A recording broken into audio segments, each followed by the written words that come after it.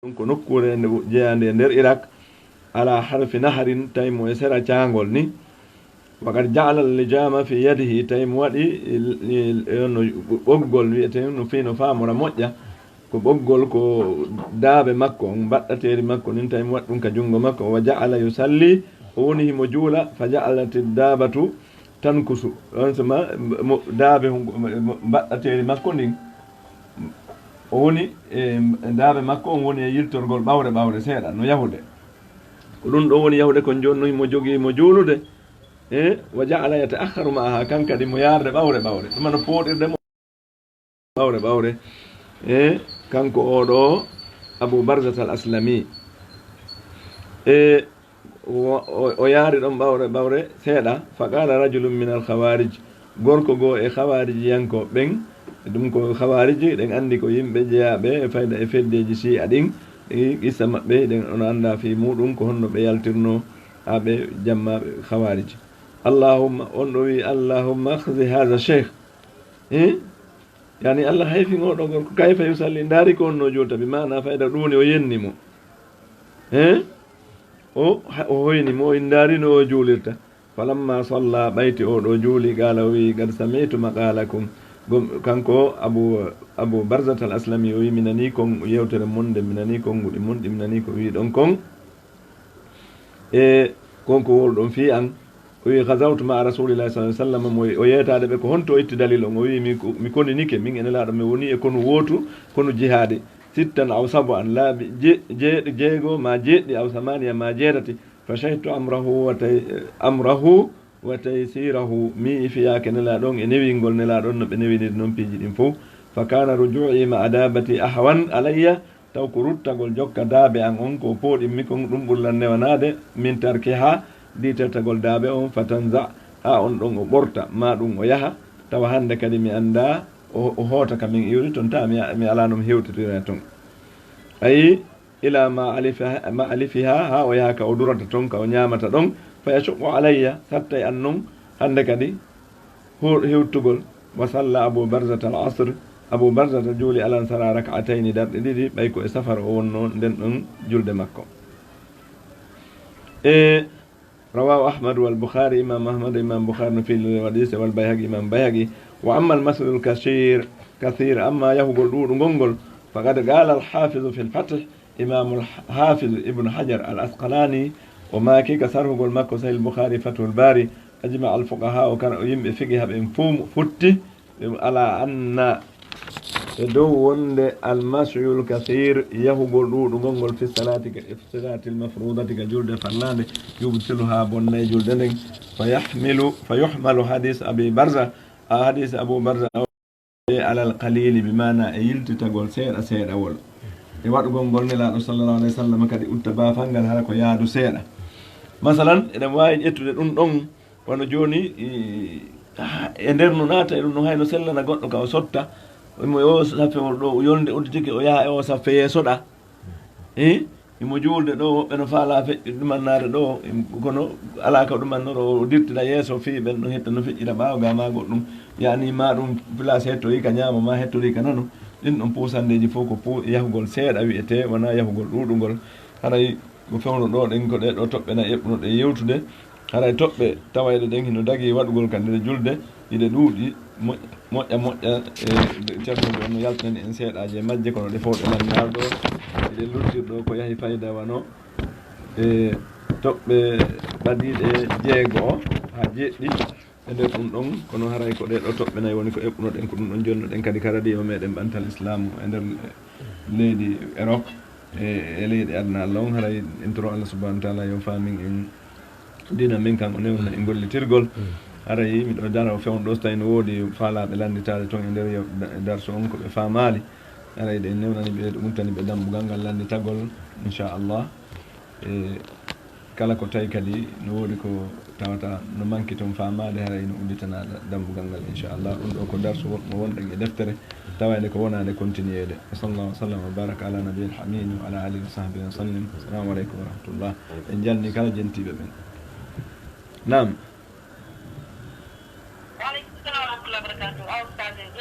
jarama o weltanama haray yo Allah waɗanmo ɗum ɗo andak noon haray on jarama foti noon ɗinki kon haray kono weltani o haray ne wowi dargol fijje fiyoji ɗi eyi tawi haray o waɗi ɓittidde faalaɓe lamdade ni e hoore o mawɗum ɗo ma ko yawiki yetti dina kam hara safitiron ɗon wona 1 minute ha udditen fijje lamde ɗen naare den heɓa e landa koɓe inchallahu nani awa min jetti inchallah waaleykum salam wa rahmatullah wa barakatuh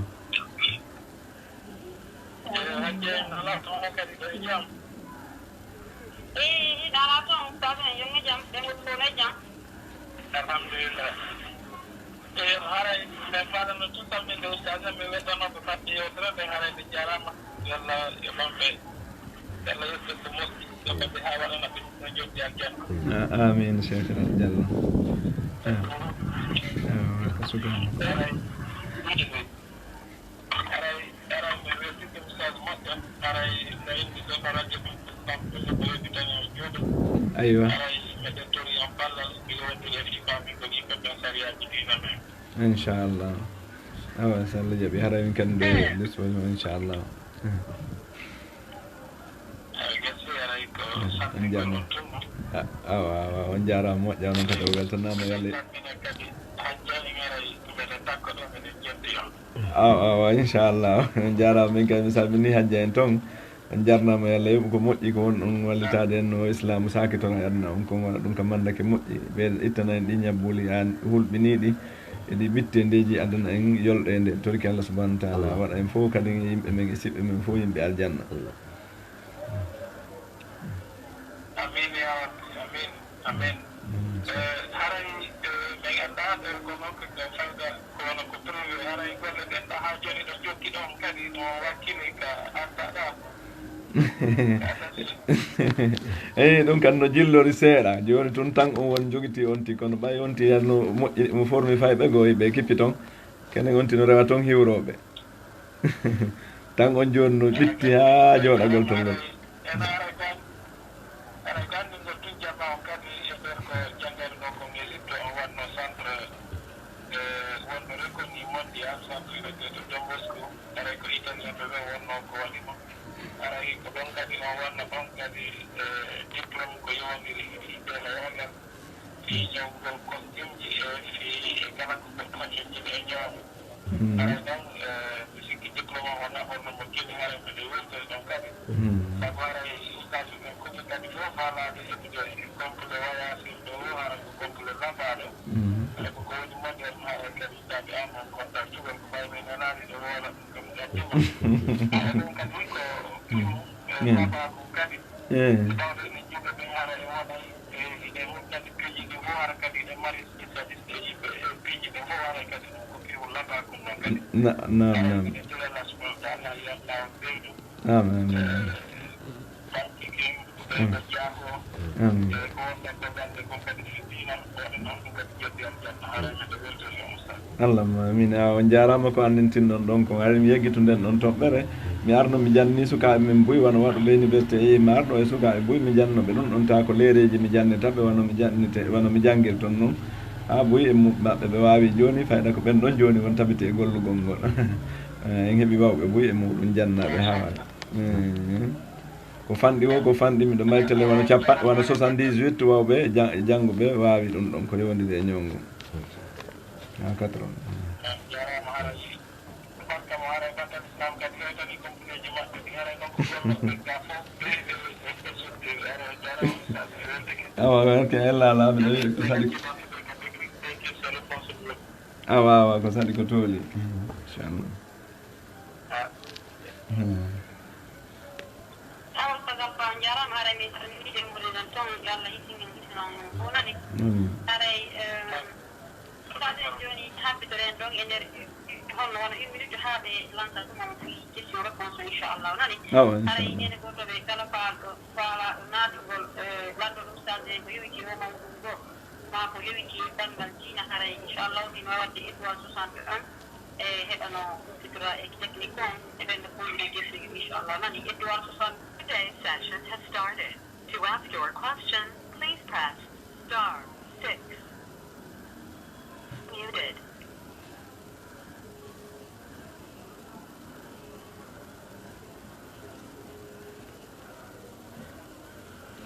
kalana nanda jawolanni ɓillanni e juuti jaade sarsene eyi duutinene ko 8 secondes ɗum ɗo lannaali ɗilannani fa nodditen ka compte principal sur les comptes principal attends 21 300 atawto woni toon ɗo wi 27 314 ko 40 000 yeeyi solde noddi 12 691 est ce que na kamɓe joni haray waynodiri e maɓɓe nani ni noddeɓe ɗo maɓɓe nodda goɗɗum dal so adday ɗo hay ko 30 000 noddeɓe ɗo waynodiri on déjà andi ɓay lande ɗen ɓe heɓali adduɓe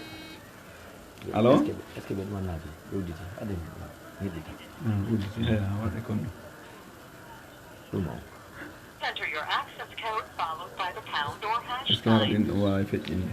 yiɗi feƴƴini ƴettay wat 3 minutes hakkat Please enter your access code followed by the pound or hash sign. 7 37 14 yeah. Access code accepted. There are 16 participants in the conference. The recording has started. Q&A session has started. To ask your question, please press *6. bal fi islam yo allah waɗu en bantoɓe islam amin amin nam allo ɗo ɓe andi ko pi muɗen nam nam allo waaleykum salam wa rahmatullah ari kadi ari ko pi yafoto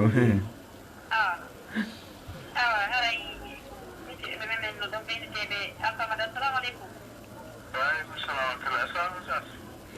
aleykum salam wa rahmatullah na ala taw jam tuma jarawde wadde wawi yettude allah yewteɓe 3 minutes marɓe hay ko lendal woni komi mari komi nanɗo ɗo wono on tigi woni kamen toon suka homi kamen toon mo wonno o jangi toon noon tawi noon wat koye toɓe wona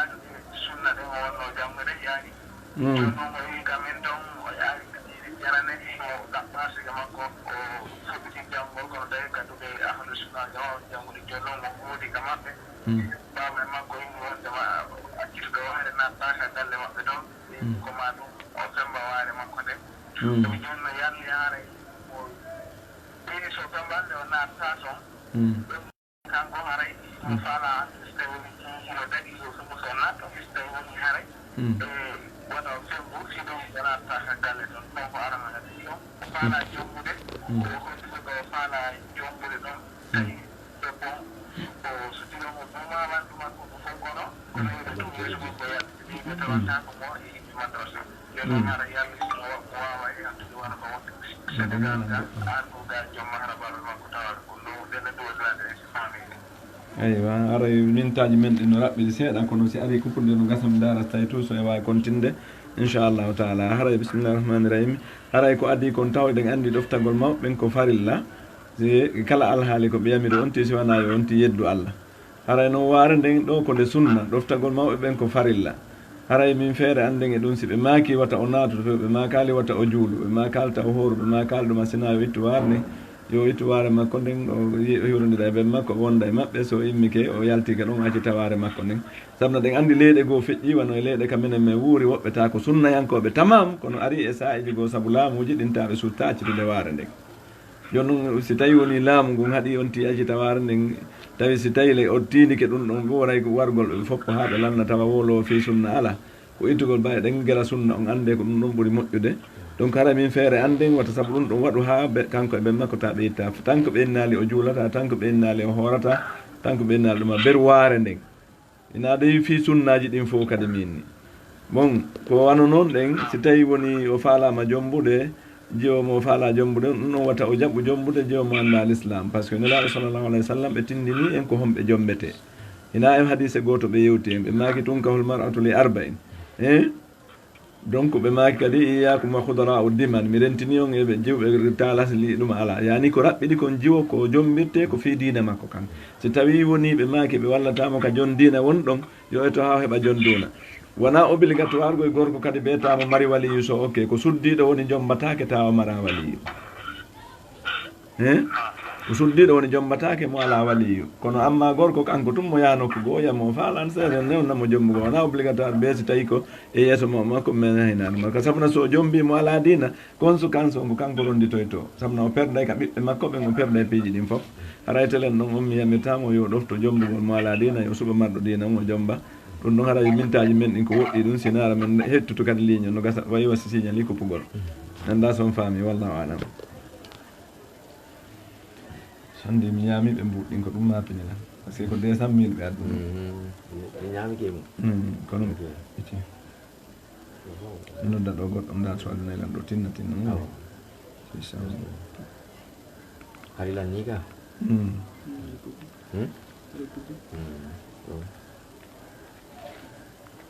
mi ala no mbuuɗi ka compte ga ɓuuri o 40 andal sina waɗayno compte o mbuuɗi min tigi min ɗumanɗi ko ari ko ɓaymi tan ɗini ke ngoltoya o systéme ɗa na ɗum mi waɗata so heno ɓay ko 200 000 ɓe addu noon ko haqqe maɓɓe ko firali on ɗi addira